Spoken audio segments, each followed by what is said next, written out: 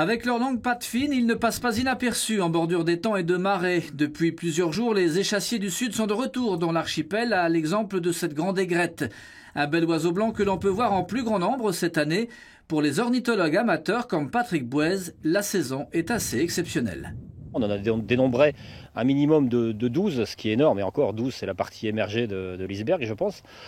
Et voilà, donc des grandes aigrettes, grands hérons, et puis au minimum une aigrette bleue, ce qui est quand même relativement rare sur l'archipel.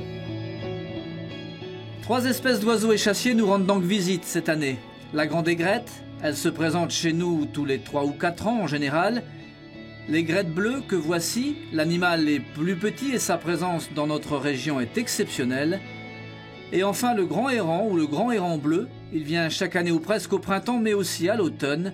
Oiseaux du Sud, ils auraient été poussés jusqu'à chez nous par un phénomène météo. Ça s'explique en fait par la situation météo de la semaine dernière, entre mardi et jeudi on va dire. Il y a une violente dépression qui est remontée très vite en 48 heures entre la Floride et la péninsule de Burin, avec des vents très violents de sud-ouest sur toute la route. Et voilà, c'est des oiseaux qui devaient être sûrement en train de migrer, en migration, qui se sont fait prendre, on peut dire, par la dépression et qui ont eu d'autres choix que de suivre les vents et d'atterrir chez nous. Plus à l'aise sous les rayons du soleil que dans les gelées matinales d'Amérique du Nord, ces beaux échassiers du Sud souffrent forcément de ce changement climatique et doivent aussi batailler ferme pour se nourrir.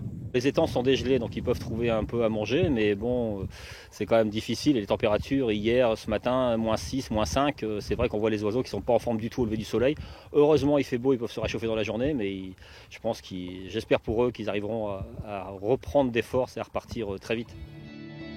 Ces oiseaux, à l'exception du grand héron bleu, ne nichent pas dans la région, mais plutôt dans le nord des États-Unis. Leur présence ici ne dure que quelques semaines en général.